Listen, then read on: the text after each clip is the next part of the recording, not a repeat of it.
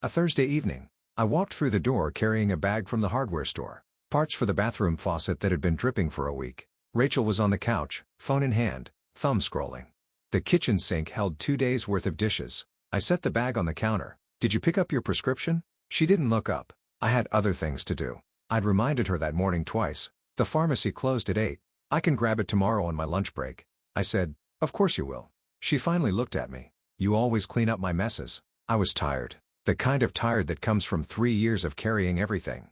"I just wish you'd handle some things yourself." She stood up. "Here we go again. Poor Dylan doing everything." "That's not what I meant. You're lucky I'm still here." Her voice cut through the kitchen. "Most women wouldn't put up with your constant guilt trips." The room went quiet. I stood there holding the pharmacy receipt. The words hung between us like they'd been waiting years to be said out loud. Lucky. I thought about the mortgage payment I'd made that morning. The property tax bill from last week. The new tires on her car. The vacation to Hilton Head Island I'd planned and paid for. The standing reservations at Bella Vista I made every month because she liked it there. She was right about one thing. Luck was involved, but she was wrong about whose luck was running out. "You're right," I said. She looked confused. She'd been expecting an argument. "Your luck just ran out." She laughed, the same laugh she'd given me before when I pushed back. But this time, I didn't say anything else. I picked up my keys and walked to the garage. By the time I reached the car, my hands had stopped shaking. By the time I was driving, the plan was already forming. I drove around Riverside for an hour, past the high school, past the shopping center on Boston Post Road, past the restaurant where we'd had our first date. Every fight for 3 years had ended the same way. Rachel threatened to leave. I apologized.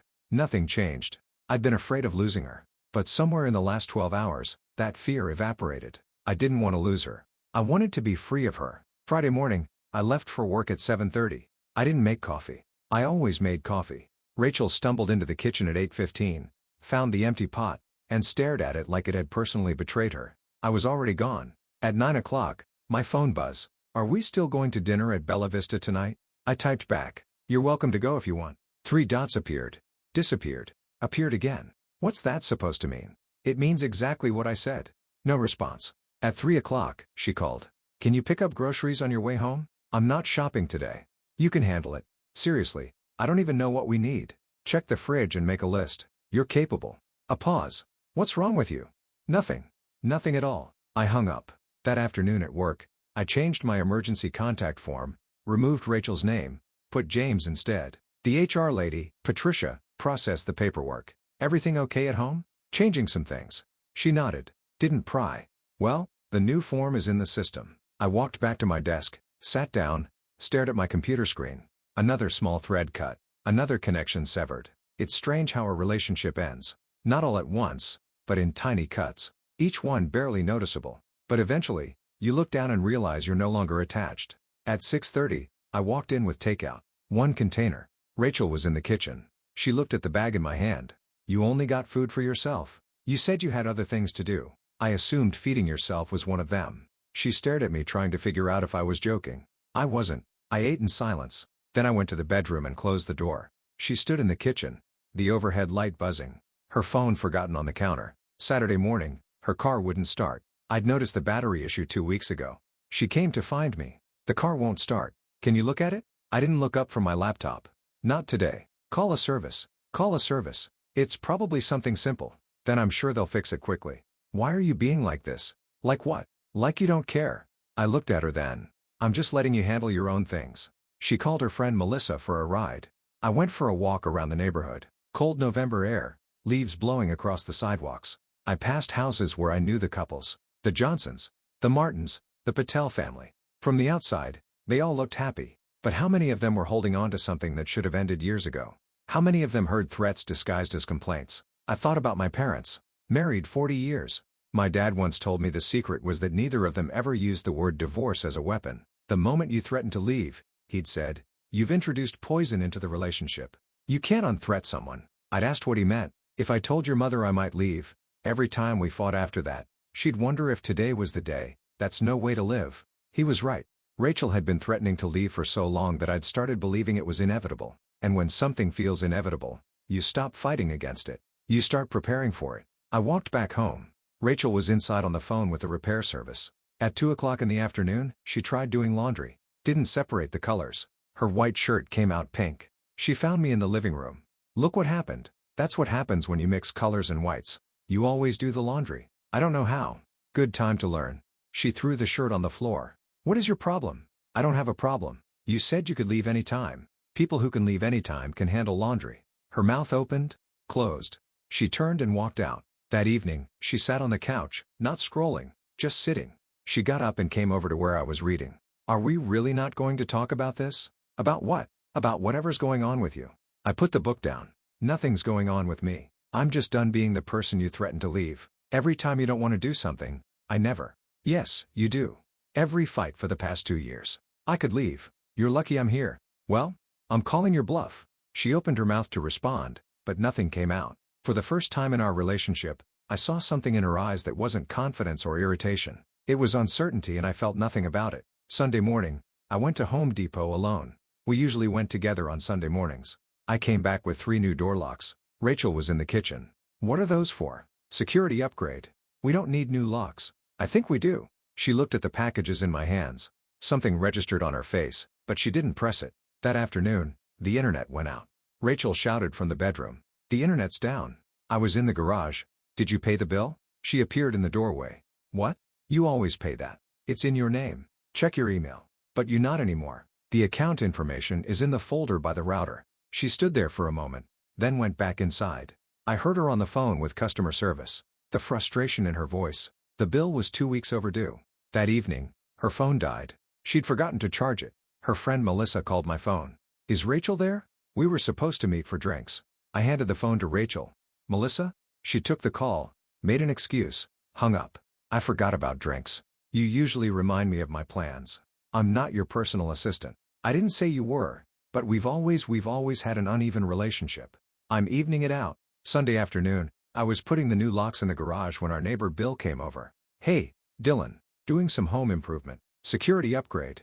He glanced toward the house. Everything okay with you, too? Haven't seen Rachel out much lately. We're working through some things.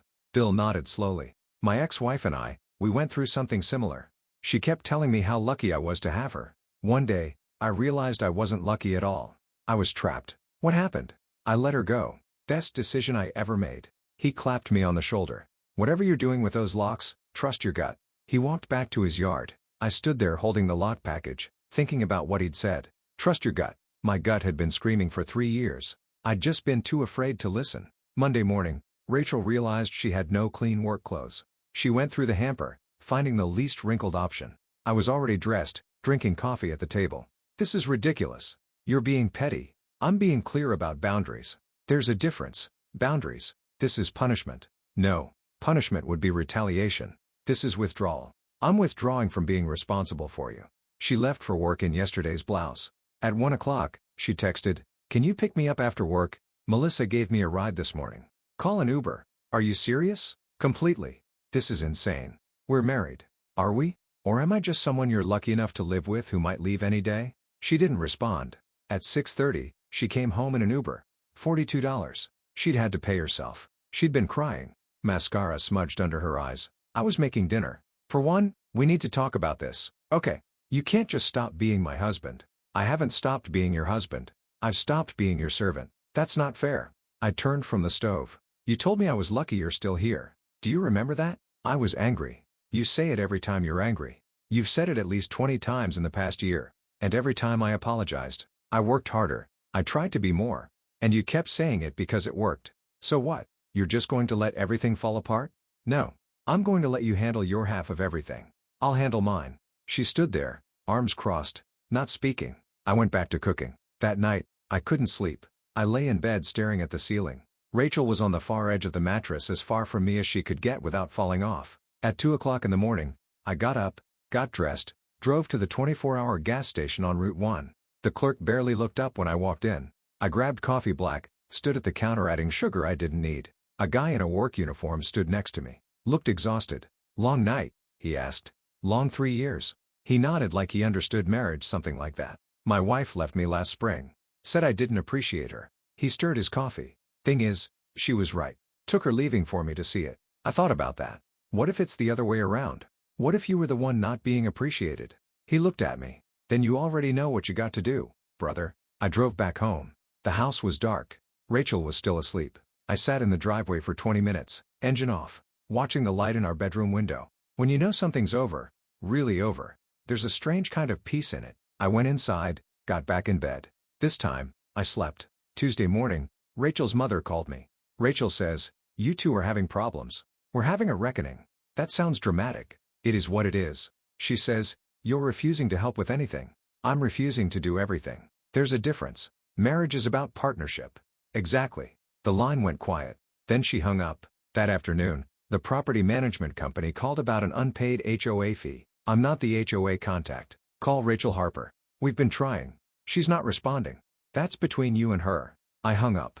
Wednesday morning, I sat in my car in the parking lot at work. Couldn't bring myself to go inside. I called James. "You ever doubt yourself? Like really doubt a decision you're about to make all the time?"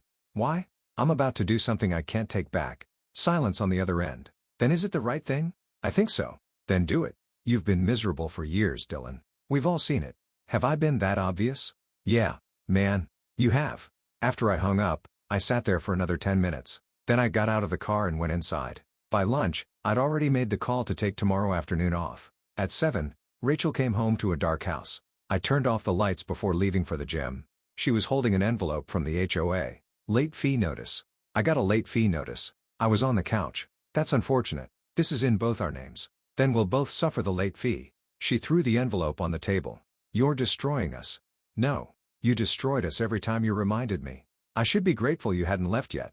I'm just acknowledging reality." "What reality that you're going to leave?" "You've told me hundreds of times, so I'm making it easier for you." Wednesday evening, the house was a disaster. Dishes piled up. Trash overflowing. Rachel's clothes scattered across the bedroom. Rachel was sitting at the kitchen table when I got home. "I can't live like this." "Then don't." "What does that mean?" "It means exactly what you've been saying for 2 years. Leave." "You want me to leave?" "I want you to make a decision. Either you're a partner who contributes or you're a person who threatens to leave. Pick one." "I never meant." "Yes, you did. Every single time. You meant it as a threat to keep me in line. And it worked until Thursday." "Thursday. That's what this is about. One fight." "No, it's about a 100 fights. It's about being told I'm lucky. It's about carrying a relationship while being reminded constantly that I might lose the privilege of carrying it. So, what now?" "We just give up." "We don't give up. You decide. Are you my partner or are you leaving because I'm done with the in-between?" She stood up. Her voice got louder. "You're lucky I'm still here." The words echoed in the kitchen. The same phrase. The same threat. I looked at her. Something settled in my chest. Calm. Final. "You're right. Your luck just ran out." Her face changed. She realized finally that she'd pushed too far. That the threat didn't work anymore. She started to say something. I walked past her to the garage. I had errands to run. Specific errands. I had exactly 4 hours until sunset. I didn't go straight to the storage place. I drove to Murphy's Bar on Post Road, ordered a beer, sat in the corner. The bartender was an older guy. Silver hair, kind eyes. "You look like a man with something heavy on his mind." "Ending my marriage tonight." He didn't flinch. "That's heavy." "All right. You sure?" "Yeah." "Then you're doing the right thing. The ones who aren't sure sit there nursing 3 beers and still go home to her." He wiped down the bar. "You ordered 1 beer and you're barely touching it. You've already decided." I left a 20 on the bar and walked out. He was right. I'd already decided. At 7, I drove to Atlantic Self-Storage on River Street. Rented a 10 by 10 unit for 1 month. Paid cash. Took the key. At 7:30, I stopped at the Starbucks on Main Street. Ordered coffee, sat in the corner booth. I opened my laptop and created a spreadsheet. Asset division. I listed everything. Furniture, electronics, kitchen items, decorations, everything in the house, categorized by who bought it. Most items had my name next to them. At 8:15, I call my brother James. "I need to use your truck tomorrow afternoon for what?" "Moving some things." "You guys moving?" "Something like that." He agreed. No more questions. At 8:45, I drove to Key Pro Lock and Security on Boston Post Road. The installer could come Thursday afternoon. I scheduled for 3. Gave him the gate code. Told him I'd leave the garage open. At 9:30, I went home. Rachel was in the bedroom. Door closed. I went to the garage and started sorting tools into boxes, methodical, calm, everything I'd bought, everything I'd need. I wasn't angry. That was the strange part. Anger would mean I still cared enough to fight. This was different. This was clarity. For 3 years, I'd been afraid of her leaving. Now I was afraid of her staying. When you realize the threat you've been dreading is actually your freedom, everything changes. Thursday morning, we didn't speak at breakfast. Rachel finally said, "Are we really not going to talk? What would you like to say?" "I don't want to lose us." You lost us 2 years ago. You've just been coasting on my fear of admitting it. That's not true. Prove it. Tell me you'll never threaten to leave again. Tell me you'll be a partner. She opened her mouth. The words didn't come. I nodded. That's what I thought. I left for work at 8:30. Before I walked out, I looked around the house one last time. The kitchen where we'd had our first fight about dishes. The living room where we'd watched movies and slowly stopped laughing at the same jokes. The bedroom where we'd slept back to back. Each of us as far from the other as the mattress allowed. I'd spent 3 years trying to make this house feel like home. But a house isn't home when you're constantly afraid of being kicked out of it. I grabbed my laptop bag, my keys, walked out the door, didn't look back. At 1, I left work early, told my colleagues I had a home emergency. At 2, I met James at the house with his truck. We started loading my dresser, my computer desk, my toolbox, my bicycle, boxes of clothes. Rachel was still at work. She wouldn't be home until 6 o'clock. James asked, "Man, are you sure about this?" I've never been more sure of anything. At 3 o'clock, the Key Pro installer arrived. He changed all 3 exterior door locks, changed the garage door code. I kept 1 set of new keys, put another set in an envelope. At 3:45, James and I finished loading the truck. "Where am I taking this storage unit on River Street?" We drove there, unloaded everything. James said, "You can stay with us. Sarah won't mind." "I know. I'll call you tonight." At 4:30, I returned to the house alone. I went through the rooms collecting Rachel's belongings. Her clothes, her shoes, her laptop, her toiletries. I packed everything into suitcases and boxes. Not rushed, not angry, methodical. I carried everything to the front porch, arranged it neatly, 3 suitcases, 4 boxes, her yoga mat, her plant from the living room. At 5:15, I wrote a note. "Rachel, the locks are changed. Your belongings are on the porch. I've opened a separate bank account and removed my direct deposit from our joint account. The mortgage is paid through next month. After that, the house is your responsibility or you can list it for sale. I'll have a lawyer contact you about division of assets. You were right about one thing. You can leave any time. You just never thought I'd be the one to help you pack. Dylan." I put the note in the envelope with the new house keys, placed it on top of her suitcases, went back inside, locked the door from the inside, sat on the couch in the now half-empty living room. I looked around the blank spots on the walls where pictures used to hang. The empty corner where my desk had been. The bookshelf with half the books gone. This had been our home. Now it was just a house. I thought about our wedding day. How happy she'd looked. How happy I'd felt. When did it start going wrong? Was it the first time she said she could leave? Or had the cracks been there from the beginning? Too small to see until they split everything apart. It didn't matter now. I checked my watch. 5:30. 15 minutes until she got home. I pulled out my phone, typed out a text to James. "It's done. I'll call you later." Sent it. Deleted our text thread. All 3 years of messages gone. I sat there in the quiet house and waited. At 5:45, her car pulled into the driveway. I watched through the window. She was on her phone laughing about something. Then she looked up, saw the porch, the suitcases, the boxes, her plant. She parked, got out slowly, stood there staring, picked up the envelope, read the note, tried the front door, locked, went to the side door, locked. She pulled out her phone, called my number. Inside, I watched my phone ring, let it go to voicemail. She called again, again, again. Then she started knocking, then pounding. "Dylan, open the door." "Dylan." I sat on the couch looking at the wall where our wedding photo used to hang. I'd taken it down an hour ago. This is insane. You can't lock me out of my own house. Our house, I thought. Except I'd made every payment for 3 years. "Dylan, please. We can talk about this now." She was crying. I could hear it through the door. "I'm sorry. I didn't mean it." "Dylan." This was the moment I'd been afraid of for 3 years. Her upset, her pain, her needing me to fix something. But I didn't feel the usual pull to open the door to make it better, to apologize for setting a boundary. I stood up and walked to the window. She saw me through the glass. "Please," she mouthed. I shook my head. She pounded on the window. "You can't do this." "I can. I am." At 6:47, the sky turned orange and pink over Riverside. Rachel was sitting on the porch steps, phone pressed to her ear, probably calling her mother or Melissa. Her suitcases cast long shadows across the lawn. I watched from inside, feeling like I was watching my old life from a distance. In the morning, I'd go to James' house. I'd call a lawyer. I'd start over. But right now, in this moment between what was and what will be, I felt something I hadn't felt in 3 years. Free. She stood up, started dragging her suitcases toward her car. She was leaving, actually leaving, not threatening it, doing it. And for the first time since I met her, I wasn't afraid of watching her go. The sunset caught on her windshield as she drove away. I realized the only luck that ran out was the bad luck of believing I needed someone who never needed me back. Friday morning. I woke on James' couch. Sarah brought coffee. Rachel called me last night 5 times. I know she wants to talk to you. I'm sure she does. James came into the living room. You really done, man? No going back. I'm done. I thought about it while drinking the coffee. Was I cruel? Maybe. But cruelty would have been staying and letting her believe the threat worked forever. Cruelty would have been years more of resentment building until it exploded into something worse. Could we have fixed it? Perhaps if she'd ever acknowledged the pattern. If she'd said, I'm sorry, instead of, you're lucky, I'm still here one more time. But she didn't. She went to the same well she'd been drawing from for 3 years. Did I regret it? No. And that told me I'd made the right choice. That evening, Sarah made dinner. Lasagna. We sat at their kitchen table like we used to years ago before I got married. Sarah said, I have to ask. Do you think you'll regret it? I already asked myself that question. The answer is no. What if she changes? What if she really means it this time? James cut in. Sarah.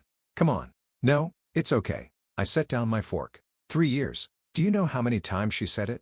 You're lucky I'm still here. I could leave any time. Most women wouldn't put up with this. Every single fight. Like clockwork. Sarah was quiet for a moment. I didn't know it was that bad. I got good at hiding it. Well, James said, you're not hiding anymore. After dinner, I helped with dishes. Sarah touched my arm. For what it's worth, I think you're brave. A lot of people stay because leaving is harder. Staying was harder. She nodded. I believe you. Saturday, 1 week later, Rachel's mother showed up at James' house. Rachel is devastated. I'm sorry she's hurting. Sorry enough to talk to her. No, you're being stubborn. I'm being clear. Your daughter told me repeatedly that I was lucky she stayed.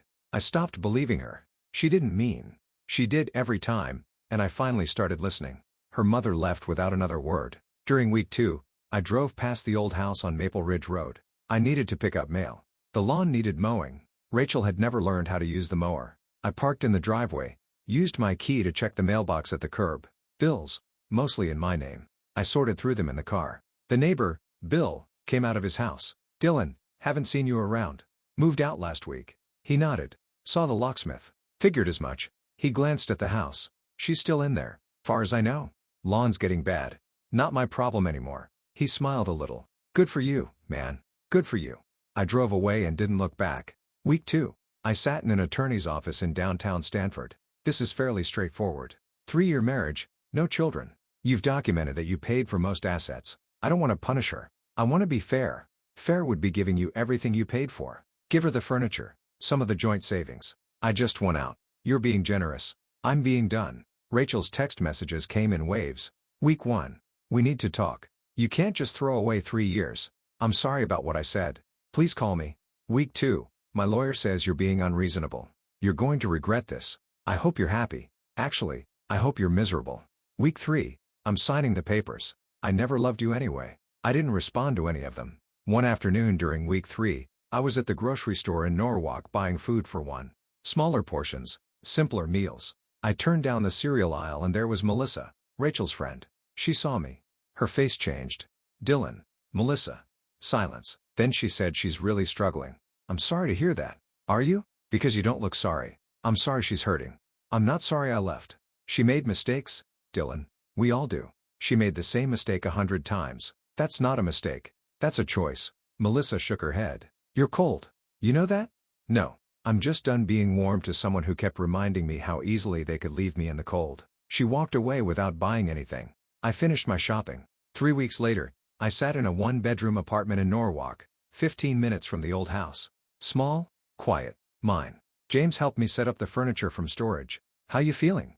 Lighter. That's good. That's everything. The first night in the apartment, I couldn't figure out how to work the heating. It was cold. I wore a jacket inside. I ordered pizza, ate it on the floor because I hadn't bought a dining table yet. My phone sat next to me, silent. No texts asking where I was. No calls demanding I come home. No threats about leaving. Just silence. It should have felt lonely. Instead, it felt like relief. I finished the pizza, threw the box away, lay down on the couch I'd bought that afternoon from a furniture store, slept better than I had in months. People will say I overreacted, that changing the locks and putting her stuff on the porch was dramatic. Maybe they're right, but drama isn't always wrong. Sometimes drama is the only thing loud enough to end a conversation that should have ended years ago. Rachel used to tell me I was lucky, and maybe I was lucky that she finally pushed hard enough that I pushed back. Lucky that I found my breaking point before we had kids. Before we wasted 10 years instead of 3. Lucky that your luck just ran out turned out to be true for both of us. I don't know if I'll regret this in a year. I don't know if I made the right choice, but I know I made a choice. And that's more than I'd done in the previous 3 years combined. My phone buzzed. Text from unknown number. This is Melissa, Rachel's friend. I know you probably don't want to hear this, but she really is sorry. She's a mess. I stared at the message. My thumb hovered over the keyboard. Then I deleted the message, blocked the number. I opened the apartment window. Cold November air filled the room. My neighbor was playing piano. Something classical I didn't recognize. Somewhere in the building, someone was cooking garlic and onions. I sat down at my new desk, opened my laptop, started looking at weekend hiking trails in the Berkers. I'd always wanted to go. Rachel never liked hiking. Outside, the sun was setting again like it did 3 weeks ago when I watched her load her suitcases into her car. But this sunset felt different. Not like an ending. Like a beginning. I was never lucky she stayed. I'm lucky she's gone. Dear listeners, that's our ending. If it resonated, subscribe to support the channel. See you next time.